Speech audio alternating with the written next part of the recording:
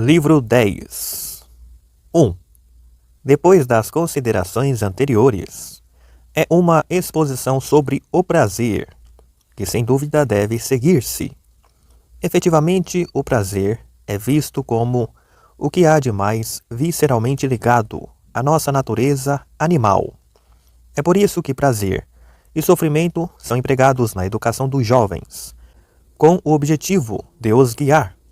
E também parece que na formação de um caráter virtuoso, o fator mais importante consiste em nos alegrarmos com as coisas que devemos amar e em aborrecermos as coisas que devemos detestar. Prazer e sofrimento acompanham-nos, com efeito, ao longo da vida, com as suas pesadas e fortes incidências na virtude e na vida feliz, pois escolhemos as coisas agradáveis, mas fugimos das dolorosas. Ora, tendo em conta a relevância desse gênero de fatores, colocá-los de lado seria, assim parece, a última coisa que poderíamos fazer. É que frequentemente constituem matéria controversa.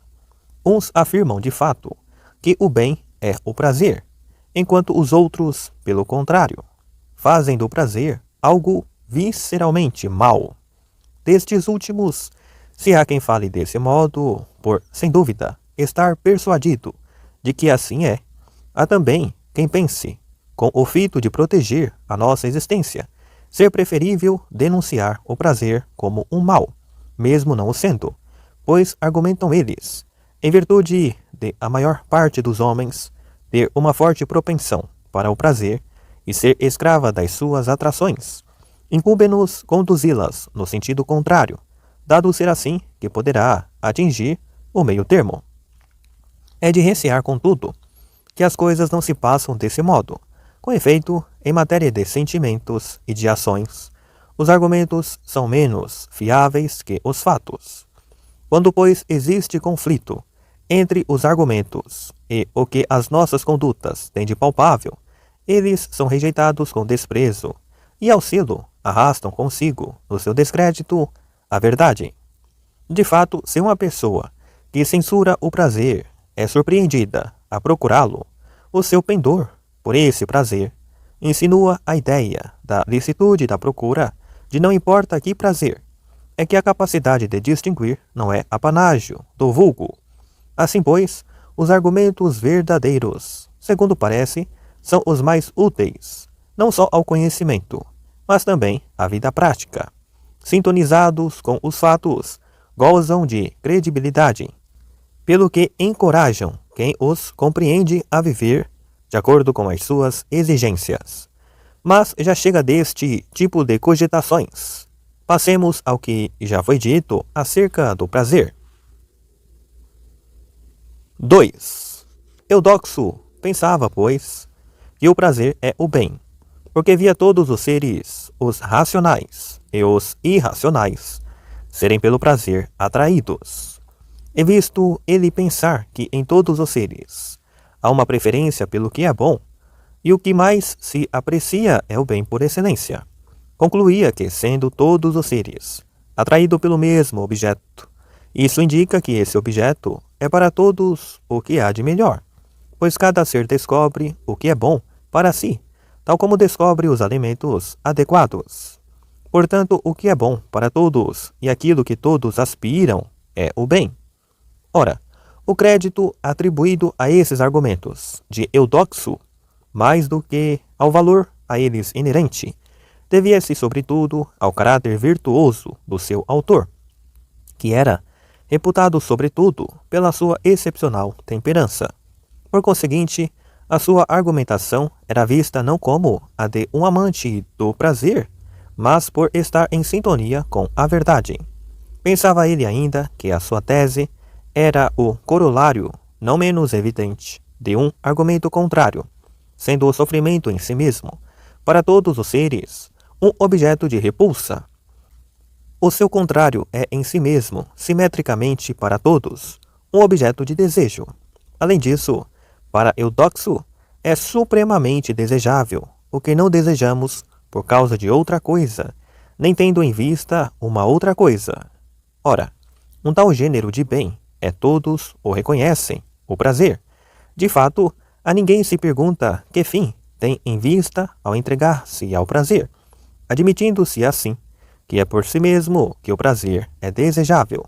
Argumentava ele ainda que o prazer, quando adicionado a um bem qualquer, um ato justo ou temperante, por exemplo, torna esse bem mais desejável.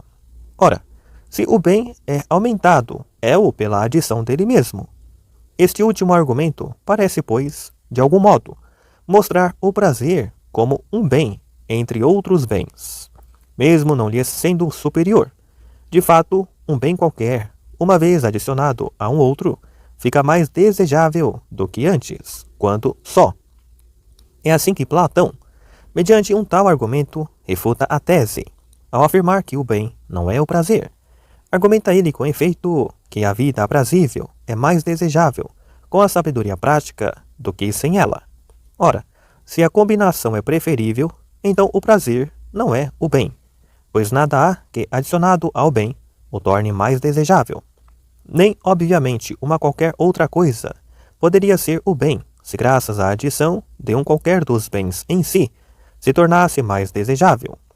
Qual é, então, a coisa que preenche esse requisito, e na qual também nós mesmos participamos? Porque é disso que estamos à procura. Por outro lado, aqueles que contestam a tese segundo a qual é bom aquilo para que todos os seres tendem, expõem-se ao risco de falar sem nada dizer.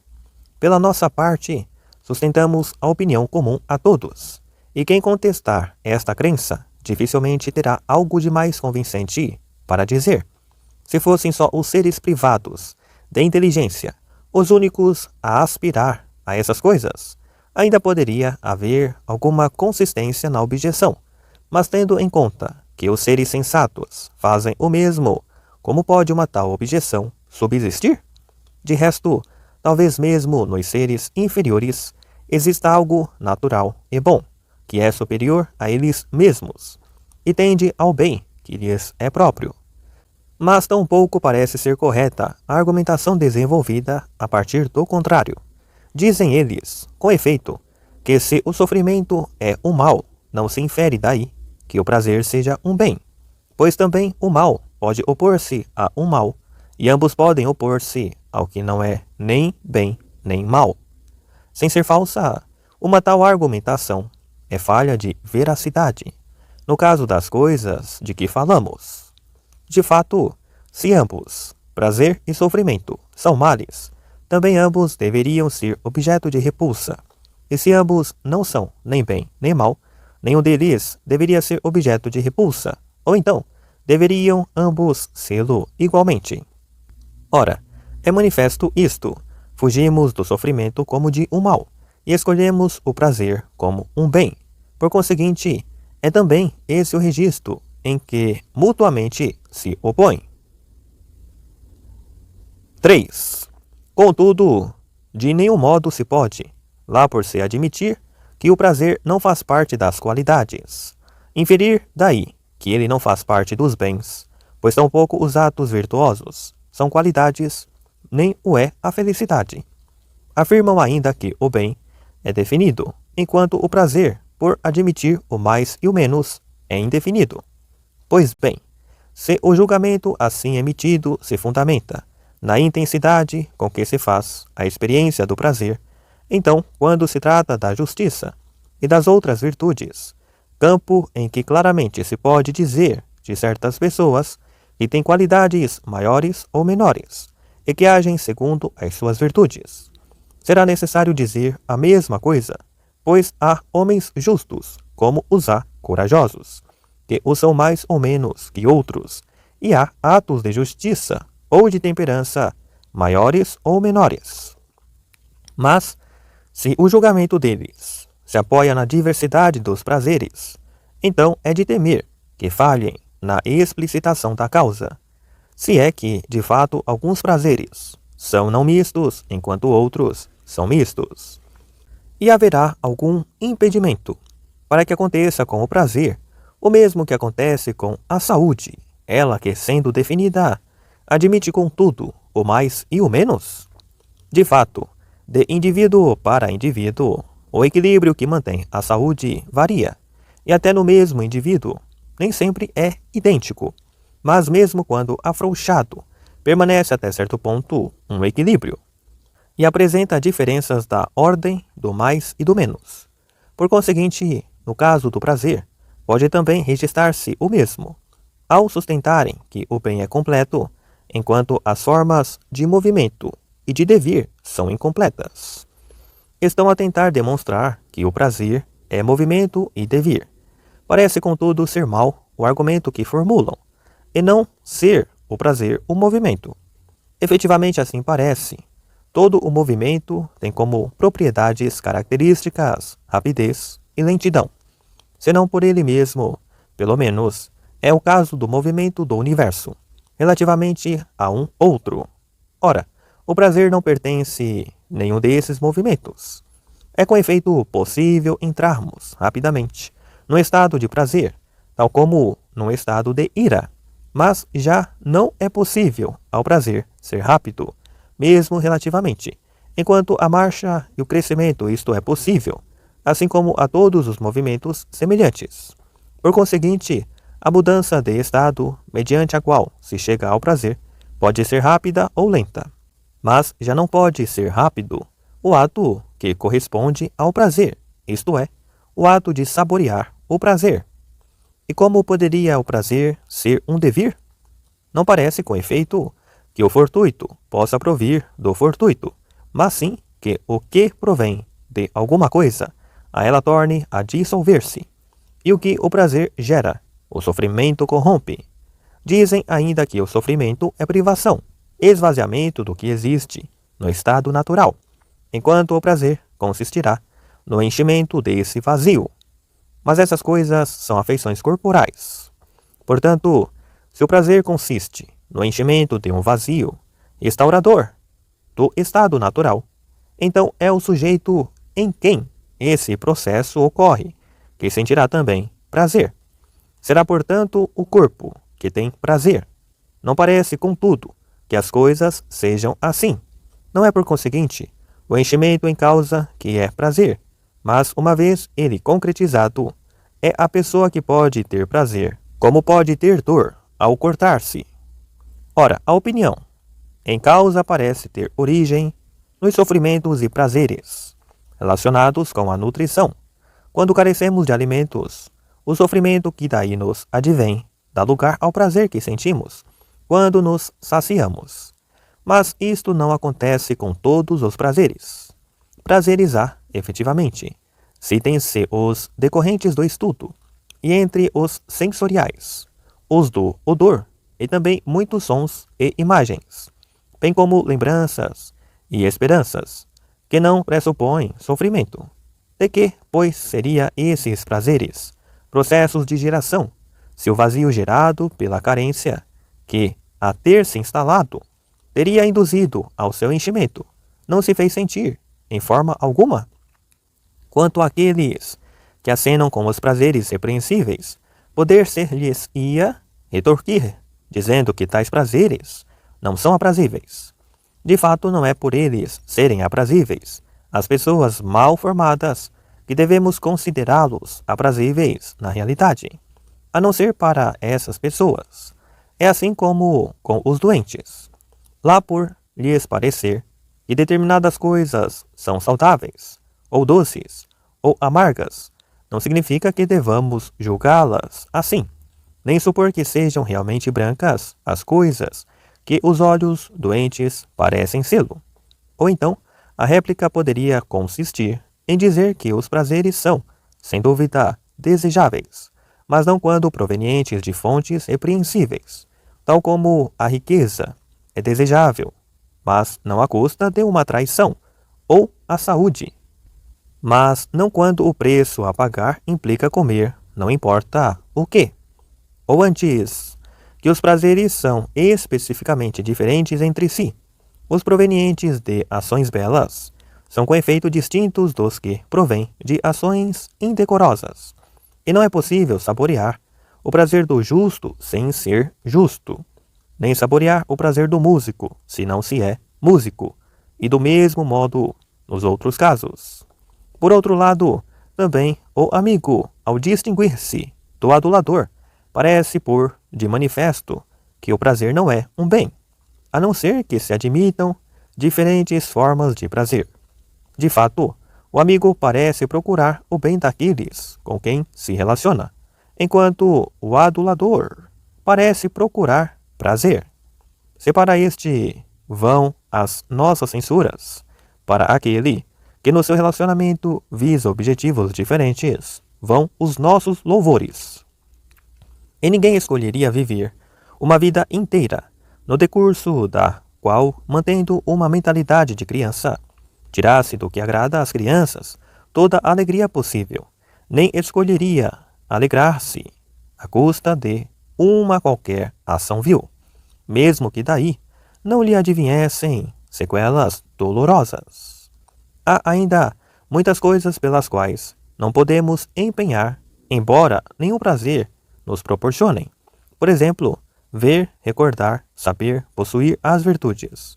O fato de haver formas de prazer que necessariamente acompanham essas coisas nenhuma importância tem, pois escolhê-las íamos mesmo se delas nenhum prazer nos adviesse. Assim, pois, parece ser do domínio da evidência que nenhum prazer é o bem, nem todo o prazer é desejável. E também é evidente que certos prazeres são desejáveis por eles mesmos, na medida em que diferem dos outros pela sua forma ou pelas fontes de onde provém, e que o já dito em torno do prazer e do sofrimento seja tido como suficiente. 4. O que o prazer é, ou qual é a sua essência? Eis algo que se tornará mais claro ao reabordarmos a questão a partir do seu início. Parece de fato que o ato de vir, independentemente do momento da sua duração, é um ato completo, pois não lhe falta nada que posteriormente acrescentado levasse a sua forma à completude. Ora, com o prazer é isso que verossimilmente se passa. É com efeito um todo, indivisível, e em nenhum momento da sua duração se poderia conceber um prazer cuja forma fosse levada à completude se ele se tivesse prolongado no tempo. Essa a razão pela qual o prazer tampouco é um movimento. Todo o movimento processa-se com efeito no tempo e visa um certo fim, tal a construção de uma casa, só atingindo a sua completude quando cumpre aquilo para que tende. Ou dito em outras palavras, quando é enquadrado na totalidade do tempo da sua duração, ou no momento da sua completude. Mas todos os movimentos, durante o tempo que dura o processo das suas partes, são movimentos incompletos, e diferem todos especificamente do movimento total, bem como uns dos outros. A junção das pedras é de fato uma operação diferente da que implica a canelura da coluna, e nenhuma dessas operações é a criação do templo. E enquanto a criação do templo é algo completo, pois nada lhe falta para atingir o fim visado, já a operação do fundamento e a do tríglifo são operações incompletas, pois tanto uma como a outra não visam senão uma parte do todo. São, portanto, operações de formas diferentes, e não é possível detectar, num qualquer momento do tempo da construção, um movimento que seja de forma completa. Isso só é possível quando o é na totalidade do tempo. Passa-se o mesmo com a marcha e os outros movimentos. Com efeito, se a locomoção é um movimento de um determinado ponto para outro ponto, diferentes são também as suas formas: o voo, a marcha, o salto e outras do gênero. E as coisas não se ficam por aí. Marchas especificamente diferentes entre si são detectáveis na própria marcha. De fato, o ponto de partida e o ponto de chegada não são os mesmos no percurso total do estádio, e num dos seus percursos parciais, como o não são num percurso parcial, e no outro percurso parcial, como tampouco é a mesma coisa a ultrapassagem de uma determinada linha e a ultrapassagem de uma outra, pois a linha a ultrapassar não é uma linha qualquer, mas uma linha traçada num determinado lugar, e enquanto uma está traçada num lugar, a outra está no outro. Do movimento já tratamos detalhadamente no outro lugar. Ora, não parece que o movimento seja, num qualquer momento da sua duração, uma operação completa. Os múltiplos movimentos parciais que o compõem são incompletos e diferem da forma, dado que o ponto de partida e o ponto de chegada são constitutivos da diferença formal entre eles existente. Pelo contrário, quando se trata do prazer, não importa em que momento da sua duração, trata-se de algo de que a forma é completa. É óbvio, pois, que o prazer e o movimento diferem entre si, e que o prazer está entre as coisas que são uma espécie de um todo e são completas. Isso também poderia deduzir-se do fato de não nos ser possível o movimento exceto no tempo, enquanto sentir prazer fora dessa condicionante já nos é possível. É que o prazer vivido no agora é um todo. Das considerações precedentes, emerge claramente, uma vez mais, a não-razão dos que dizem que o prazer é um movimento ou uma geração. Efetivamente, um tal discurso carece de verdade quando aplicado a todas as coisas. Só tem pertinência quando visa as coisas que são divisíveis e não constituem um todo. Não há, de fato, geração, nem do ato de vir, nem do ponto, nem da unidade, e nenhuma dessas coisas é movimento ou geração. Do prazer, portanto, tampouco se pode dizer que é um movimento ou uma geração, pois ele é um todo. Ora, cada sentido é ativo em relação ao seu objeto perceptível, e é completamente ativo quando está em boa condição e o objeto sobre que incide é o mais belo oferecido à sua percepção.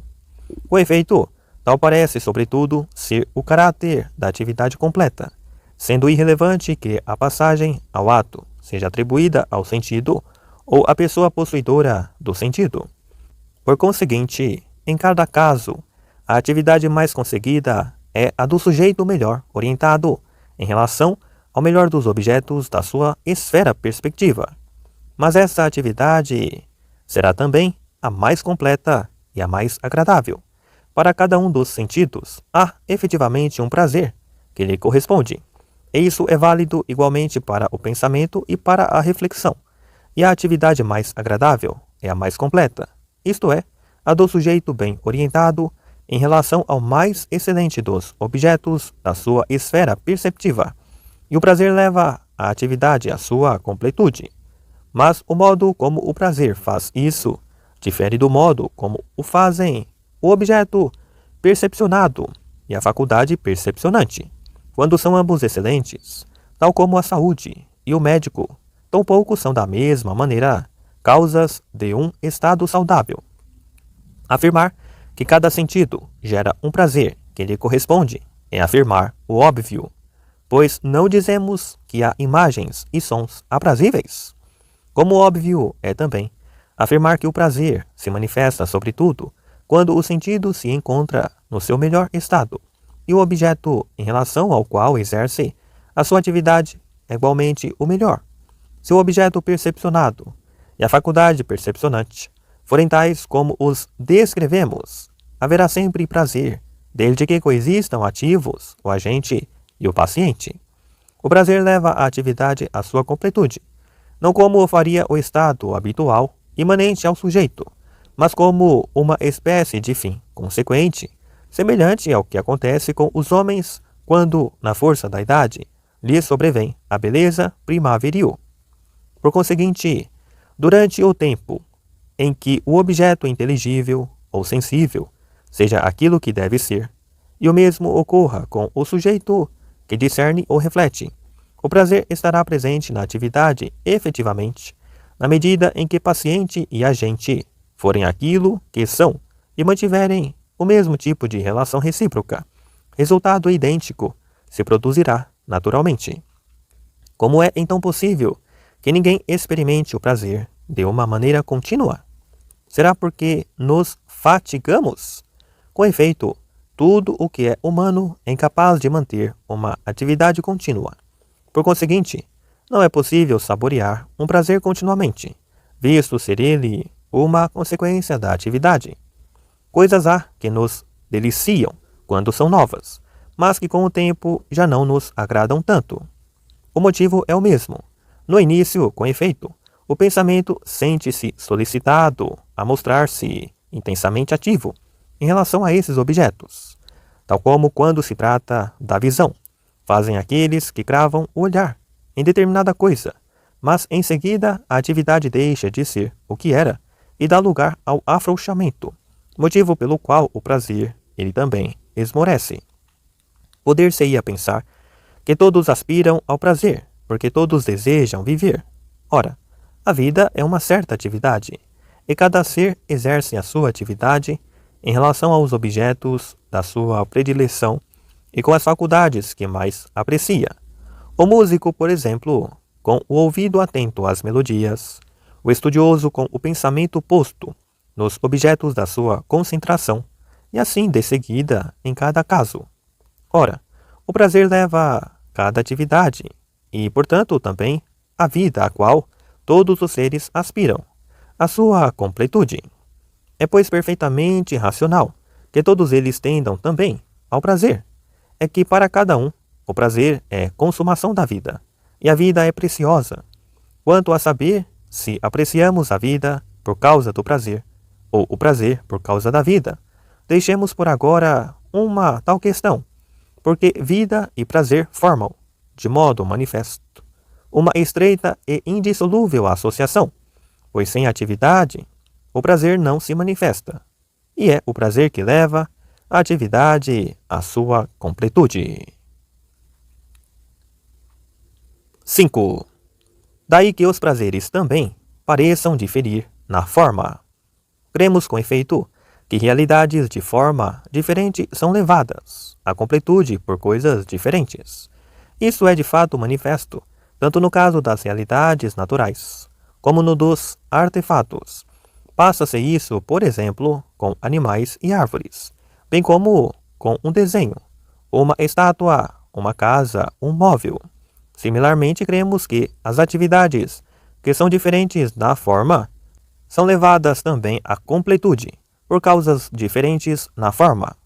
Ora, as atividades do pensamento diferem das atividades próprias dos sentidos, e estas diferem entre si segundo as suas formas respectivas, e por conseguinte diferem também na forma os prazeres que as levam à completude. Isso é também uma manifestação do elo estreito existente entre cada um dos prazeres e a atividade que por cada um deles é levada à completude. De fato, cada atividade é intensificada pelo prazer a que está intimamente ligada.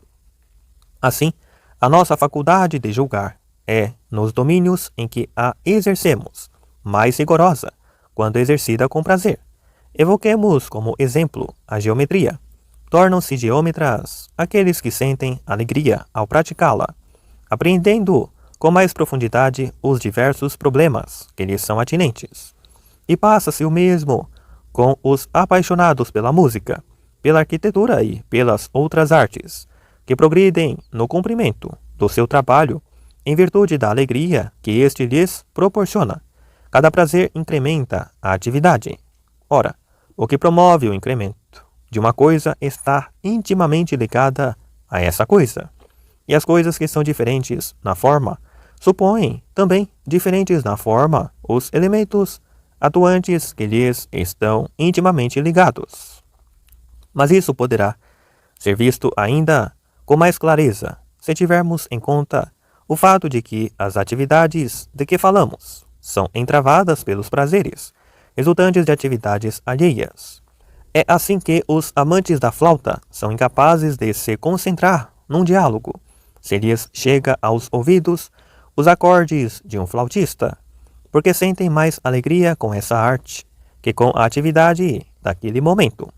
O prazer resultante dos acordes destrói de fato a atividade que o diálogo implica, e o mesmo ocorre também em outras circunstâncias, quando alguém simultaneamente está a exercer suas atividades. A mais aprazível das duas vai expulsando a outra, e leva isso tanto mais longe, quanto mais leva a melhor no prazer que suscita, até ao ponto da cessação total da outra atividade. Por isso, ao experimentarmos intensa alegria numa atividade qualquer, não podemos entregar-nos à outra.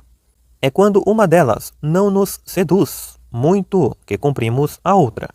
Por exemplo, os que nos teatros trincam guloseimas, fazem-no sobretudo quando os atores são maus.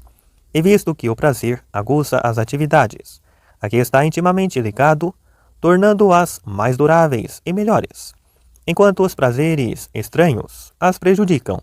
Visto isso, é óbvio que os dois tipos de prazer diferem acentuadamente entre si.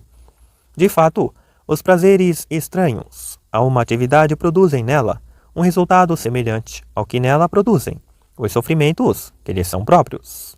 Efetivamente, os sofrimentos próprios de uma atividade provocam a sua destruição. Por exemplo, se escrever ou calcular é desagradável e penoso para uma pessoa, então ela não escreve ou não calcula, visto tratar-se de uma atividade que lhe é penosa. Ao tratar-se, por conseguinte, da atividade, os prazeres e os sofrimentos que lhe são próprios produzem nela resultados contrários, e são próprios de uma atividade, tanto os prazeres como os sofrimentos que ela sobre si mesma atrai. Os prazeres estranhos, esses, dissemo-lo já, produzem um resultado análogo ao do sofrimento, pois destroem a atividade, ainda que não o façam, como o sofrimento o faz. Ora, diferindo as atividades entre si, no grau da sua bondade ou maldade, e sendo umas dignas de escolha, outras repugnantes, e outras nenhuma coisa nem outra, distinções semelhantes são válidas também para os prazeres, dado que a cada atividade corresponde um prazer próprio. Portanto, o prazer próprio de uma atividade virtuosa é bom, e o prazer próprio de uma atividade perversa, mal. Deste modo, os apetites que incidem nas coisas belas suscitam o louvor, mas os que incidem nas coisas vis, a censura. Ora, os prazeres inerentes às atividades estão-lhes mais intimamente ligados do que lhes estão os desejos que delas se possa ter. Isto porque os desejos são distintos das atividades, e são-no tanto pelos seus momentos como pela sua natureza, enquanto os prazeres mantêm com elas uma estreita proximidade, distinguindo-se delas tão pouco que podemos interrogar-nos se a atividade e o prazer não serão a mesma coisa. No entanto, assim parece, o prazer não é nem pensamento nem sensação. Admitirmos o contrário seria cairmos no absurdo, mas inseparáveis como são, surgem aos olhos de alguns como uma só e mesma coisa. Por conseguinte, assim como as atividades são diferentes, os prazeres também são. Ora, a vista difere do tato na pureza, sendo também assim que o ouvido e o olfato diferem do paladar. Logo, distinção similar em termos de pureza ocorre também entre os prazeres do pensamento e os prazeres dos sentidos. E no interior de cada um destes dois grupos, ocorre entre os prazeres que os constituem. E segundo parece, cada espécie animal tem também um prazer próprio, tal como tem uma função própria. O prazer próprio é com efeito o que corresponde à sua atividade. E isso é perceptível quando se considera cada caso particular. Um é o prazer do cavalo, outro o do cão, outro o do homem. Como diz Heráclito: os burros preferirão a palha ao ouro. Pois para os burros, o alimento é uma coisa mais agradável do que o ouro. Por conseguinte, os prazeres dos animais de espécies diferentes são formalmente diferentes. Em contrapartida, os prazeres dos animais da mesma espécie não deveriam, do ponto de vista lógico, apresentar diferenças. Contudo, apresentam-nas, e não em pequena escala, pelo menos no caso dos homens. De fato, as mesmas coisas podem ser motivo de encanto para uns e de desolação para outros, isto é, uns têm-nas por penosas e execráveis, outros por aprazíveis e atraentes. Mas isso ocorre também com as coisas doces. Efetivamente, não são as mesmas coisas que parecem doces ao homem febril e ao homem com saúde, como também não é a mesma coisa que parece quente ao homem enfermo e ao homem vigoroso. E o mesmo acontece com outras coisas diferentes. Mas, segundo parece, em todos os casos desse gênero, a opinião a ter em conta será a formulada pela pessoa competente. Ora, se, como parece, um tal princípio é exato, se a medida de cada coisa é a virtude, isto é, o homem bom enquanto tal, então serão verdadeiros os prazeres que a ele pareçam sê-lo, e verdadeiramente aprazíveis as coisas com que ele se alegra, e por serem múltiplas as corrupções e as perversões a que os homens são vulneráveis. Nada há de surpreendente no fato dele achar repugnante o que outras pessoas acham aprazível. Na realidade não é aprazível, exceto para tais pessoas, na situação corrompida que é a delas. Por conseguinte, ao tratar-se de prazeres unanimemente reconhecidos como maus, não devemos, do domínio do óbvio, afirmar que são prazeres, exceto para as pessoas corrompidas. Mas se trata de prazeres considerados bons, que tipo de prazer, ou que prazer em particular, deve ser tido como próprio do homem? Tendo em conta que os prazeres são consequências das atividades, não serão estas que permitem vê-lo? Por conseguinte, quer a atividade do homem realizado, isto é, feliz, seja uma, quer sejam muitas, os prazeres que as levam à completude serão chamados, em sentido pleno, prazeres do homem. Os prazeres restantes, esses não o serão, a não ser de modo secundário e remoto, tal como o são as atividades correspondentes. 6. Chegados a este ponto, podemos dar por concluídas as nossas exposições sobre as diferentes formas de virtude, de amizades e de prazeres. Resta-nos abordar esquematicamente o tema da felicidade, porquanto é a ela que constituímos como fim das aspirações humanas. Evidentemente, o tratamento do tema ganhará em concisão se recapitularmos o que já antes dissemos. Afirmamos de fato que a felicidade não é um estado, porque a sê-lo seria atributo de quem atravessa a existência como um dormente, levando uma vida vegetativa, e de quem se defronta com os maiores infortúnios. Assim, pois, se uma tal perspectiva é inaceitável, admitindo-se antes ser necessário, em consonância com o que dissemos em exposições anteriores, inscrever a felicidade numa certa atividade, e se entre as atividades há as necessárias, isto é, desejáveis por causa de outras coisas, e há as desejáveis por elas mesmas, então, como é óbvio, deve-se inscrever a felicidade entre as atividades desejáveis por elas mesmas, e não entre as que são desejáveis por causa de uma outra coisa. É que a felicidade de nada carece, bastando-se a si mesma. E são desejáveis por elas mesmas as atividades de que o exercício inclui tudo o que se procura. Ora, ao que parece, são dessa natureza as ações virtuosas, pois executar o que é belo e valoroso faz parte do número das coisas que são desejáveis por elas mesmas. Mas também tidas como tal são as diversões aprazíveis, pois as pessoas não as escolhem por causa de outras coisas.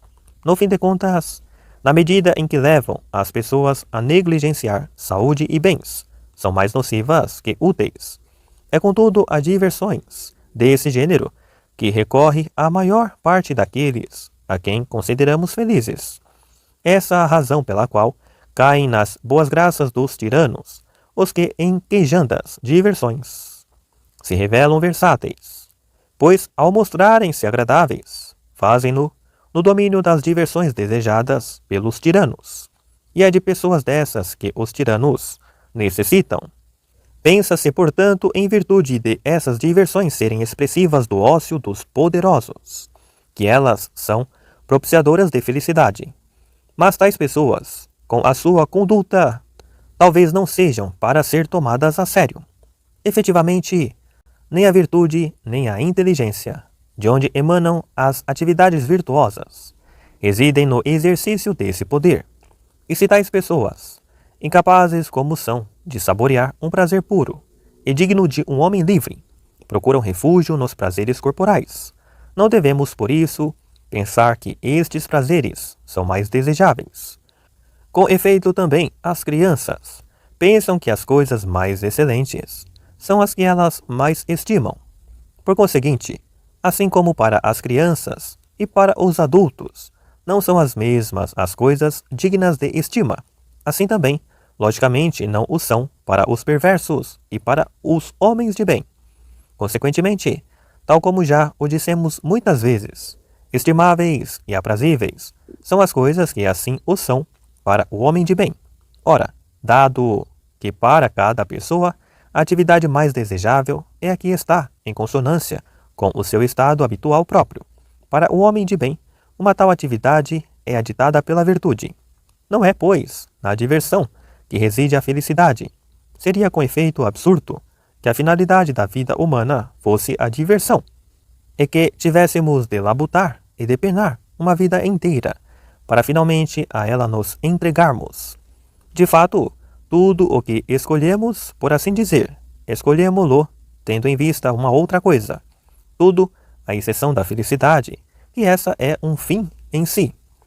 Mas trabalharmos diligentemente e afadigarmos-nos, tendo como móvel a diversão, seria obviamente uma coisa insensata e sobremaneira pueril. Pelo contrário, divertirmos-nos de molde a podermos aplicar-nos seriamente numa tarefa, como Anacarsis diz, eis ao que tudo parece indicar, o princípio correto. De fato, a diversão é uma espécie de repouso de que necessitamos, incapazes como somos de trabalhar ininterruptamente. O repouso não é, portanto, um fim em si, pois repousamos tendo em vista a atividade. A vida feliz é, assim a vemos, a vida ditada pela virtude. Ora, uma vida assim virtuosa exige um esforço sério e recusa reduzir-se a uma simples diversão. Afirmamos ainda que as coisas sérias são superiores às que geram galhofa e se traduzem em diversão, e que, por norma, a atividade mais séria tem a ver com a melhor parte de nós mesmos ou com o homem superior. Ora, a atividade do que é melhor é superior, e desde logo mais capaz de proporcionar felicidade. Além disso, desfrutar dos prazeres corporais está ao alcance de não importa quem, mesmo de um escravo, tanto dele como do mais distinto dos homens. Ora, ninguém admite que um escravo possa participar na felicidade, a não ser que participe também na vida humana. A felicidade não reside, de fato, em passatempos desse teor, mas sim, como já o dissemos, nas atividades citadas pela virtude. 7. Mas, se a felicidade é uma atividade ditada pela virtude, é racionalmente compreensível que o seja pela mais alta virtude. Ora, esta será a virtude do que há de melhor. Por conseguinte, quer caiba ao intelecto ou a uma outra faculdade ser esse melhor, que por natureza parece comandar e dirigir, pensando o que é belo e divino, quer esse melhor seja algo divino em si mesmo, ou o que há de mais divino em nós, é a sua atividade, de acordo com a virtude que lhe é própria, que será a felicidade completa. Ora, que essa atividade seja reflexiva, já o afirmamos. Conclusão que podemos admiti-lo. Exprime acordo entre o que anteriormente dissemos e a verdade. Essa é, com efeito, a atividade mais excelente, pois o intelecto é a mais excelente das coisas que estão em nós, e de todos os objetos cognoscíveis, os mais elevados são aqueles sobre os quais ele incide. Além disso, ela é a mais contínua das nossas atividades, porque somos mais capazes de pensar continuamente do que continuamente fazer uma qualquer outra coisa. Cremos ainda que a felicidade exige uma mistura de prazer, mas a mais aprazível das atividades ditadas pela virtude é, e há nisto consenso, a atividade segundo a sabedoria. Em todo o caso, Parece que a filosofia contém em si maravilhosos prazeres, pela sua pureza e estabilidade. E é lógico haver mais prazer na vida dos que já atingiram o conhecimento, do que na vida dos que ainda o procuram. E a assim chamada autossuficiência encontrar-se-á no seu mais alto grau, na atividade reflexiva. De fato, não há quem não precise dos bens necessários à vida. Deles necessitam tanto o sábio, como o justo, como os outros. Mas de todos eles, o sábio, ao contrário do justo, que uma vez suficientemente provido desses bens, continua a ter necessidade de pessoas em relação às quais, e com as quais, possa praticar a justiça, o mesmo ocorrendo com o temperante, o corajoso e todos os outros. Ainda mesmo quando entregue a si mesmo, não perde a capacidade de refletir, sendo disso tanto mais capaz quanto mais sábio é. Sem dúvida, é melhor que o faça com colaboradores. Mas seja como for, o mais autossuficiente é ele. Além disso, a atividade reflexiva é, assim podemos imaginá-la, a única atividade que é amada por ela mesma. Na verdade, dela não resulta outro benefício que não seja o próprio ato de refletir, enquanto das atividades práticas retiramos, para além da ação, uma vantagem de mais ou menos monta. Além disso, a felicidade parece supor o ócio. Na verdade, ao nos entregarmos ao trabalho, fazemo-lo visando o ócio subsequente. E ao fazermos a guerra é para em seguida podermos viver em paz. Assim, pois, as virtudes que implica a ação desdobram a sua atividade, quer na esfera da vida política, quer na da vida militar.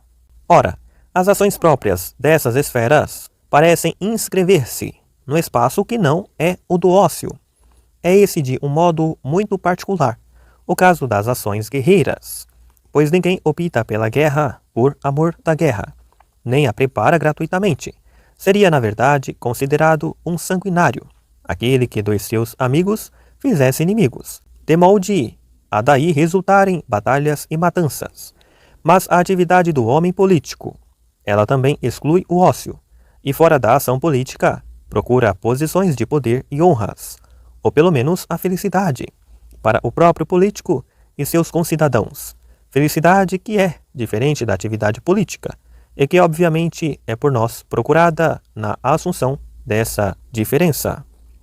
Portanto, se no âmbito das ações virtuosas, as ações políticas e as ações guerreiras ocupam, pela sua beleza e grandeza, um lugar de primazia, mas excluem o ócio e visam um fim distinto, isto é, não são desejáveis por elas mesmas. E se, pelo contrário, a atividade do intelecto parece sobressair pela seriedade da aplicação, pois é reflexiva e não visa nenhum fim fora dela mesma, e comporta um prazer que lhe é próprio e que aumenta a atividade. E finalmente, se a autossuficiência, o ócio, a infatigabilidade, dentro dos limites do humano, e todos os outros traços que atribuímos ao homem feliz, são manifestamente típicos dessa atividade.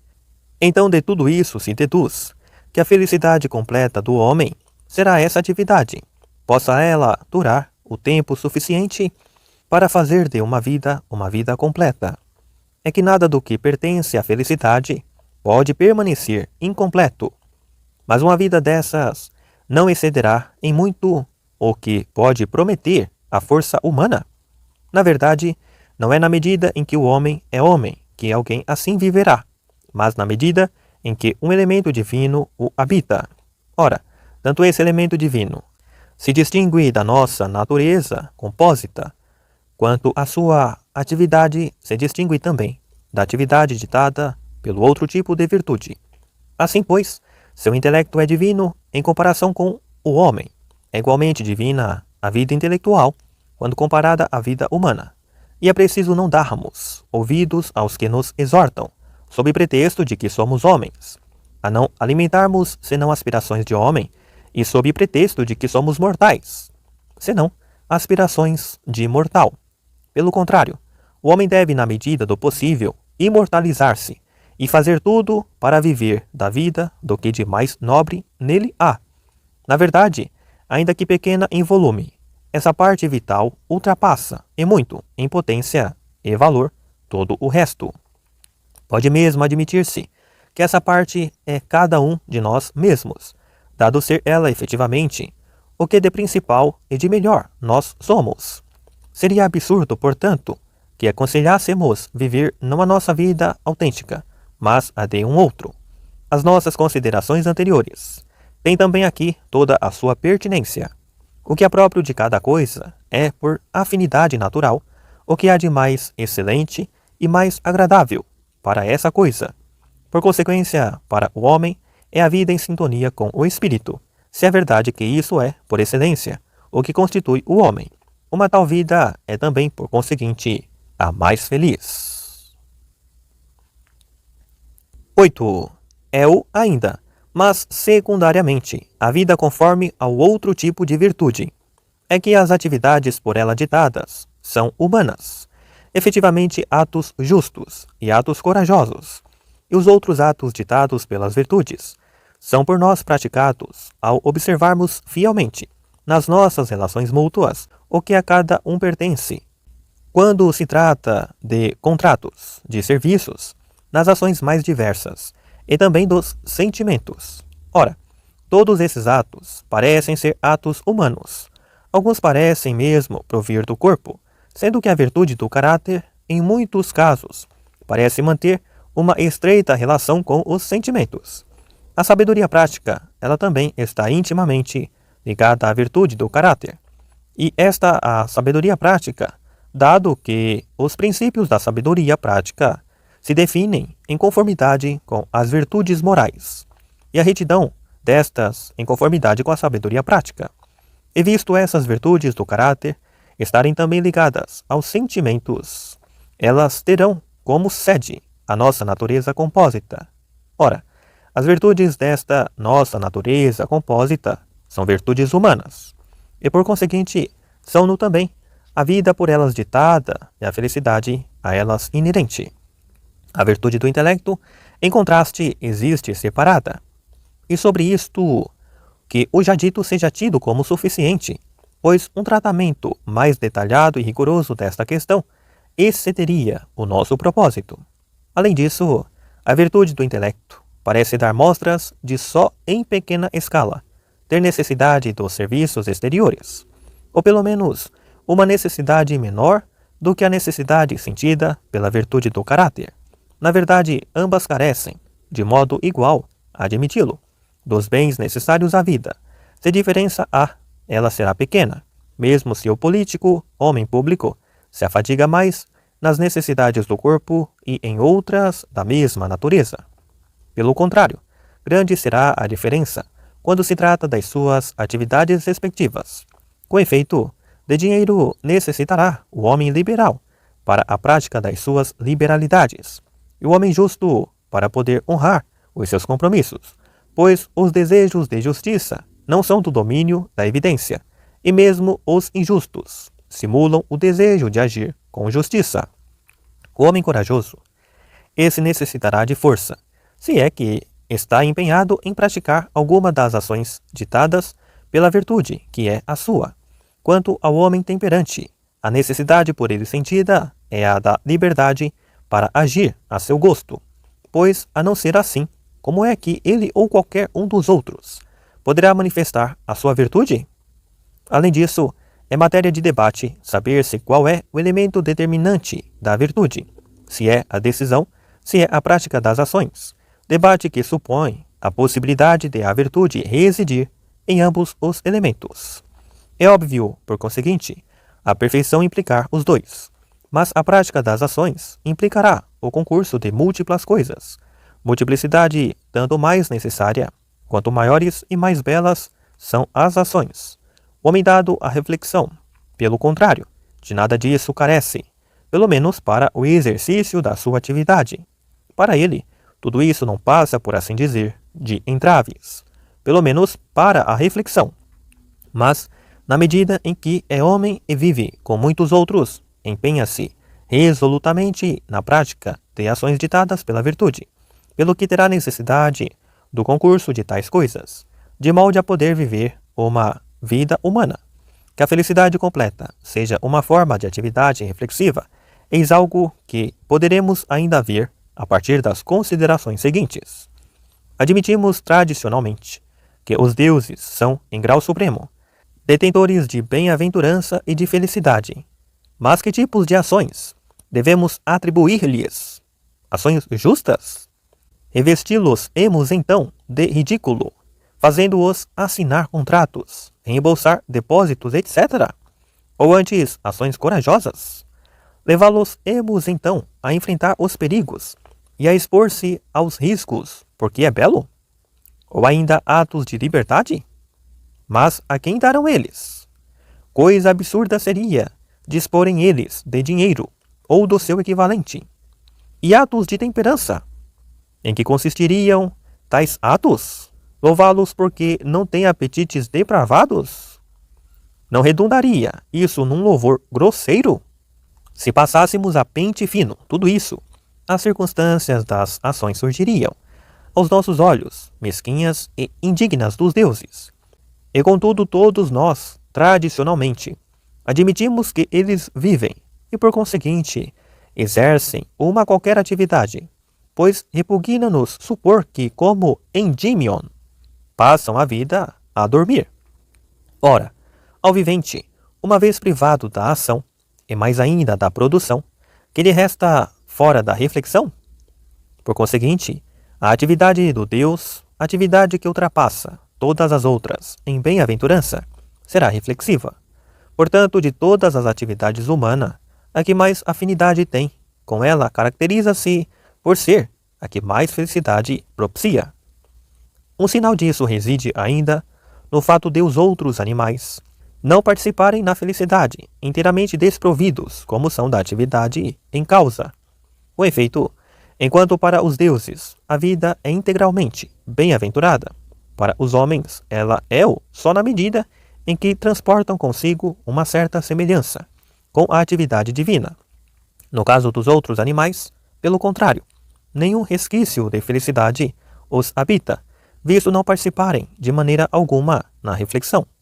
Por conseguinte, reflexão e felicidade caminham juntas, indo a segunda tão longe quanto a primeira.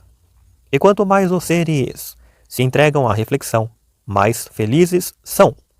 E isso não acontece acidentalmente, mas em virtude de a felicidade caminhar em sintonia com a reflexão. De fato, esta é em si mesma preciosa. Por conseguinte, a felicidade será uma forma de reflexão. Mas aquele que é feliz necessitará também, humano como é, do conforto exterior. Efetivamente, a nossa natureza não é autossuficiente para o exercício da reflexão, sendo preciso também que o corpo goze de uma boa saúde, seja alimentado e objeto de todos os outros cuidados. Não se deve, contudo, crer, a não ser que admitamos não haver felicidade sem os bens exteriores, que o homem precisa para ser feliz, de numerosos e grandes bens. Não é com efeito na superabundância que residem a autossuficiência e a ação, e podemos, sem sermos senhores da terra e do mar, executar ações belas, pois mesmo com parcos recursos podemos agir segundo a virtude, e isso é claramente constatável. Os simples cidadãos, não menos do que os detentores do poder político, mesmo mais do que eles, parecem executar ações dignas. Bastam recursos em quantidade limitada, pois será feliz a vida do homem cuja atividade é ditada pela virtude. Solon, esse traçava talvez um belo perfil das pessoas felizes ao dizer que eram aquelas que, embora parcamente rodeadas dos bens exteriores, executavam assim, pensava ele, as mais belas ações e conduzia-se na vida com sabedoria prática. Pode-se, de fato, com recursos modestos, fazer o que importa.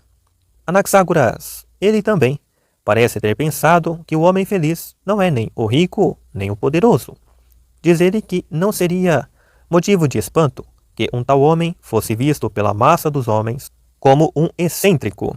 A massa dos homens, de fato, julga a felicidade alheia pelos bens exteriores. Os únicos a que é sensível Parece, por conseguinte, existir sintonia entre as opiniões dos homens dotados de sabedoria prática e os nossos argumentos. São, pois, merecedores de algum crédito as convicções em torno das quais se gera um tal acordo. Mas, nos domínios da ação, a verdade é julgada a partir das obras que fazemos, isto é, do modo como vivemos. É aí que as coisas se decidem. Importa, portanto, examinar o que se disse antes, confrontando-o com as obras, isto é, com o modo como vivemos. Se estiver em harmonia com os fatos, há que aceitá-lo, mas se estiver em desacordo, tenhamo-lo apenas como palavreado. Contudo, aquele que tem uma atividade intelectual e cultiva a sua inteligência, não só está no mais perfeito estado, como parece ser o mais amado dos deuses. Efetivamente, se os deuses, como é opinião comum, cuidam de algum modo dos assuntos humanos, será também razoável admitirmos que se comprazem no que de melhor e de mais aparentado a eles há no homem, isto é, o intelecto, e supormos que, como recompensa, cumulam de benefícios as pessoas que amam o intelecto e o honram no mais alto grau, pois veem-nas cuidar das coisas que lhes são caras a eles, deuses agindo assim com retidão e beleza. Ora, não há dúvida nenhuma de que tudo isso é atributo, sobretudo, do homem dotado de sabedoria prática. Ele é, pois, muito amado pelos deuses, ele que, sendo-o, é também, verosimilmente, o mais feliz. Por conseguinte, também, nesta ótica, o homem dotado de sabedoria prática, mais do que qualquer outra pessoa, será feliz. 9. Ora bem, supondo ter sido suficiente o tratamento que, em linhas gerais, fizemos dessas questões e das virtudes, e ainda da amizade e do prazer, supondo isso, devemos crer que levamos até ao fim o nosso programa? Ou não deveremos antes sublinhar, como já foi dito, que no domínio da ação, o fim não consiste no estudo e conhecimento de cada espécie de bens, mas antes na execução do que é bom? Por conseguinte, quando se trata da virtude, não basta saber o que ela é, mas importa porfiarmos em possuí-la e em pô-la em prática, a não ser que haja uma outra maneira de nos tornarmos bons. Pois bem, se os argumentos por si sós bastassem para fazer íntegras as pessoas, seriam justamente fonte de muitas e chorudas remunerações, segundo o dito de Teógenes, e deveríamos tê-los em estoque. Mas, de fato, com os argumentos é manifesto isto. São fortes para incitar e encorajar os jovens, dotados de generosidade, assim como para tornar permeável a virtude um caráter nobre e animado do que é belo. Mas são importantes para incitar a massa dos homens à nobreza moral. Não está com efeito na natureza da grande maioria dos homens obedecer ao pudor, mas sim ao temor, como não está abster-se dos atos vis por causa da vileza, mas sim por causa do medo do castigo. É que as massas, vivendo sob o império da paixão, procuram os prazeres que lhes são afins e os meios de os concretizar, e fogem do penoso contrário, e não têm a mínima percepção do que é belo e verdadeiramente aprazível, coisas que jamais saborearam. Há homens desses que argumentos poderão levá-los a mudar o seu estilo de vida? Porque não é possível, ou pelo menos não é fácil, erradicar, através da argumentação, os costumes desde há muito enraizados no caráter. Devemos, sem dúvida, dar-nos por afortunados, se uma vez reunidas todas as condições, mediante as quais pensamos tornar-nos íntegros, devemos, sem dúvida, dar-nos por afortunados, se uma vez reunidas todas as condições, mediante as quais pensamos tornar-nos íntegros, chegamos a participar na virtude. Alguns pensam que nos tornamos bons por natureza, outros que é pelo hábito, outros ainda que é pelo ensino. Quanto ao fator natureza, é óbvio que não depende de nós, mas resulta de certas causas divinas naqueles que são verdadeiramente afortunados.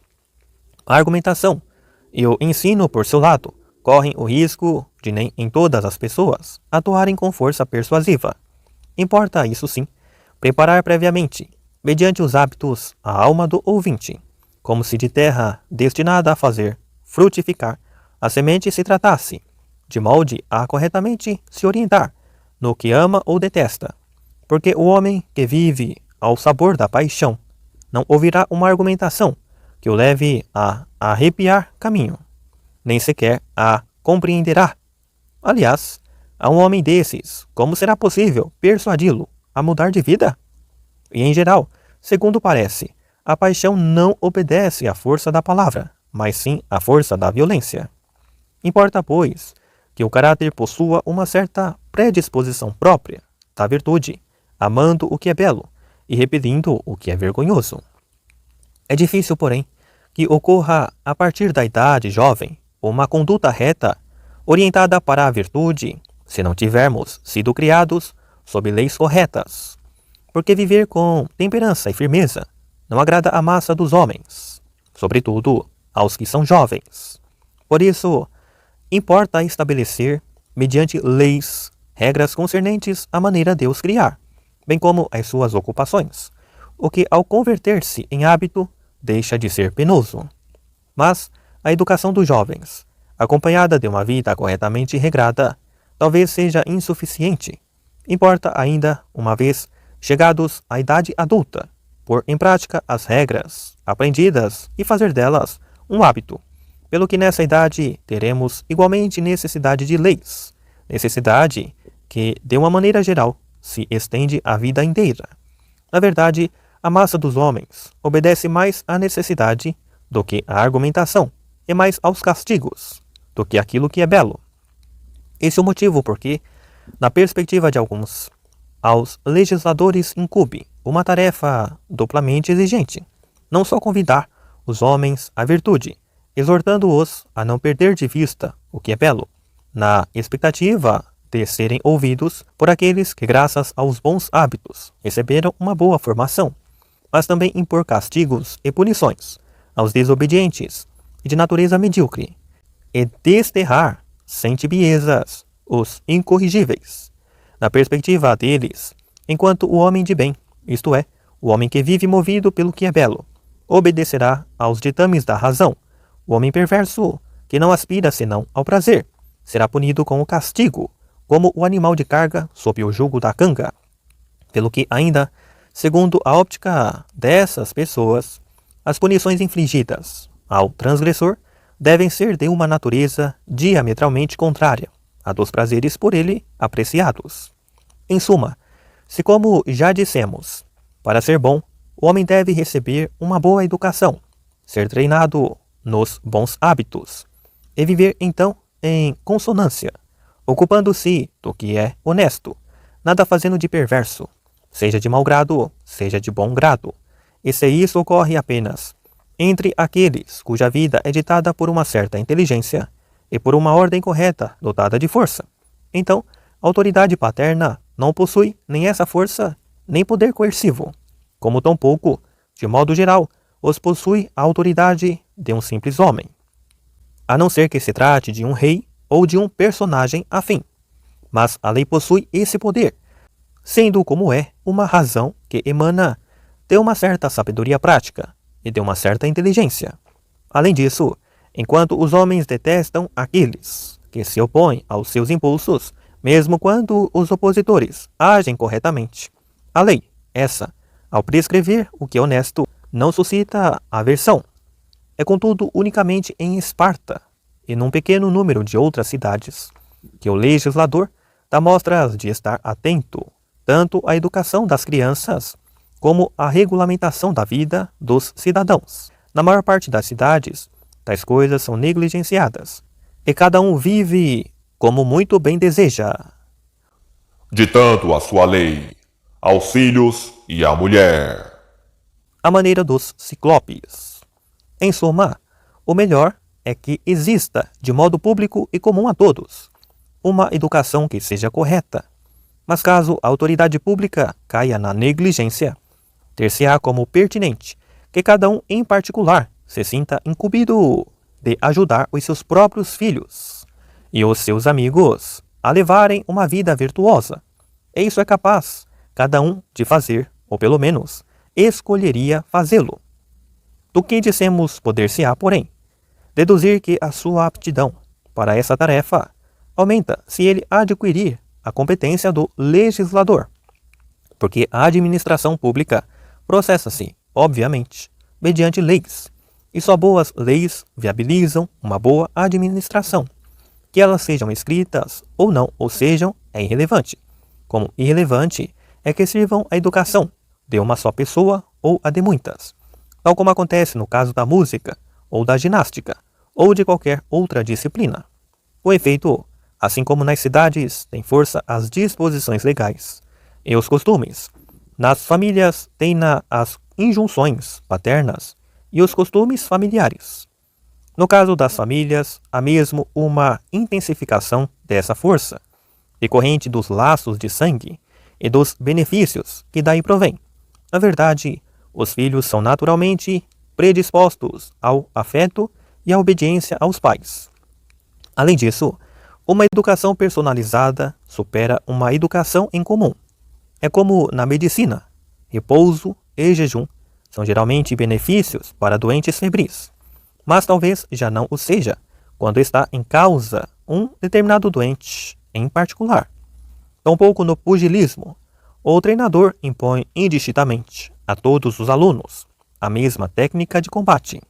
Pode-se, por conseguinte, admitir que o tratamento das singularidades individuais é mais rigoroso quando se dedica a cada um uma atenção particular. Desse modo, cada pessoa obtém mais adequadamente o que corresponde às suas necessidades. O tratamento de cada caso singular atingirá, contudo, um grau de excelência, se levado a efeito por um médico ou um professor de ginástica, ou não importa quem, que conheça em perspectiva universal o que convém a todos ou às pessoas de uma determinada categoria.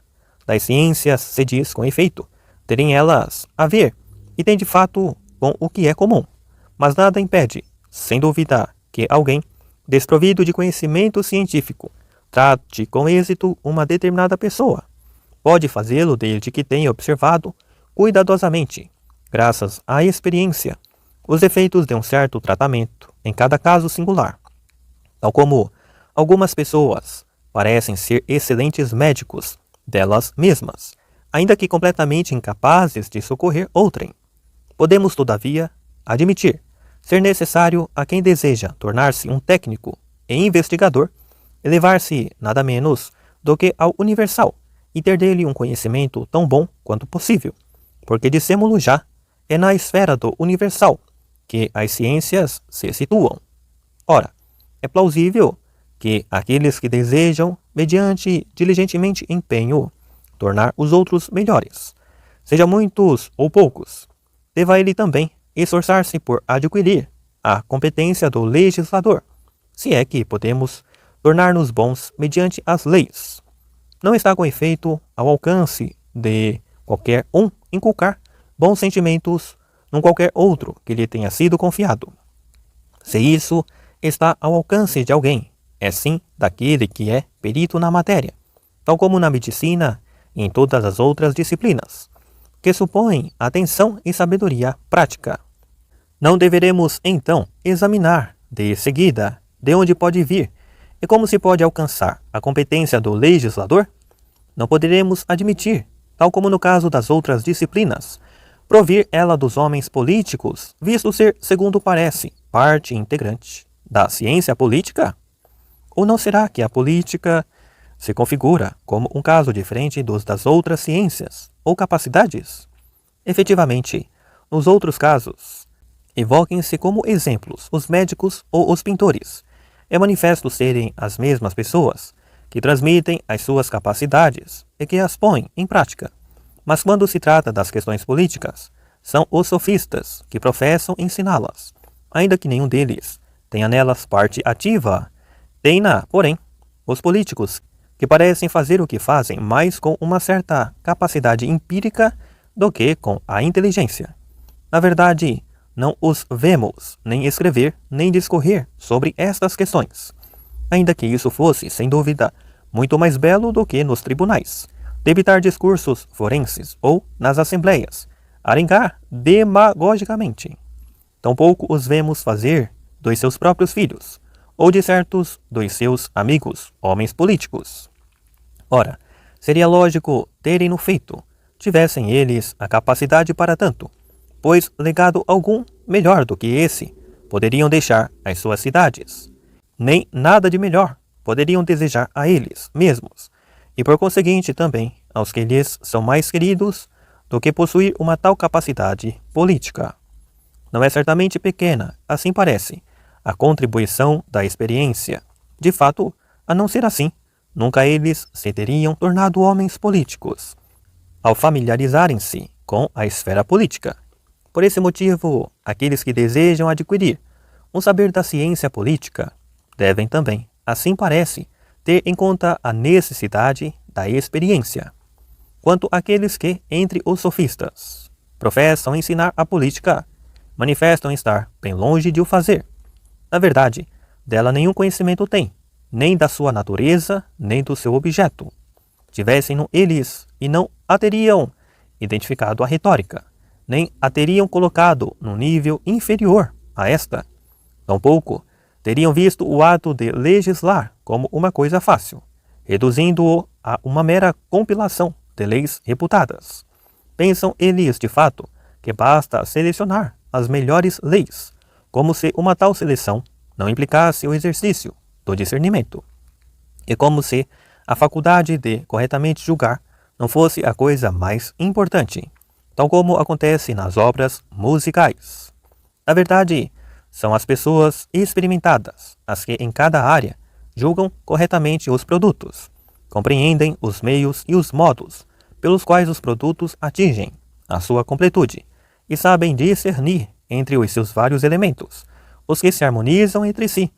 Os inexperientes, esses, já devem dar-se por satisfeitos, se conseguem distinguir entre um produto conseguido e outro que o não é, tal como ocorre na pintura. Ora, as leis são semelhantes a produtos da política. Como poderá então alguém, partindo exclusivamente das leis, tornar-se legislador ou ser capaz de discernir entre elas as melhores? Porque, como é evidente, tampouco nos tornamos médicos, recorrendo apenas aos tratados de medicina. E contudo, os seus autores esforçam-se por indicar não apenas as terapêuticas a seguir, mas também os métodos de cura e o modo como é preciso tratar cada categoria de doentes, distinguindo para tal os estados de cada um. Estas indicações, que se revelam úteis às pessoas experimentadas, de nada servem, porém aos ignorantes em medicina.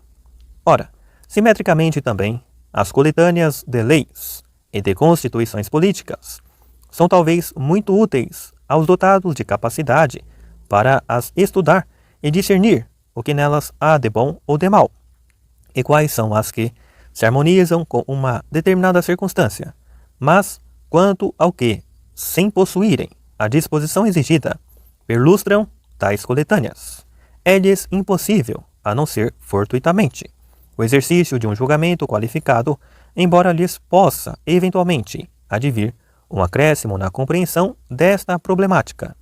Ora, visto que os nossos predecessores deixaram inexplorável o campo da legislação, é melhor talvez empreendermos nós essa investigação e, consequentemente, tratarmos do regime político em geral, de modo a, na medida do possível, levarmos a bom termo a filosofia das coisas humanas. Assim, pois, tentemos primeiro ver se, sobre algum ponto particular, alguma coisa foi corretamente formulada pelos nossos predecessores. Em seguida, à luz das constituições compiladas, que espécies de fatores preservam ou destroem as cidades, e que espécies têm efeitos similares em cada tipo de constituição. Examinar ainda os motivos pelos quais certas cidades são bem governadas e outras são no mal. Uma vez estudadas estas questões, estaremos provavelmente mais bem colocados para discernir também qual das condições é a melhor e como cada uma se deve organizar para o ser, isto é, de que leis e costumes elas se servem. Começando, pois, pelo princípio, iniciemos a nossa exposição.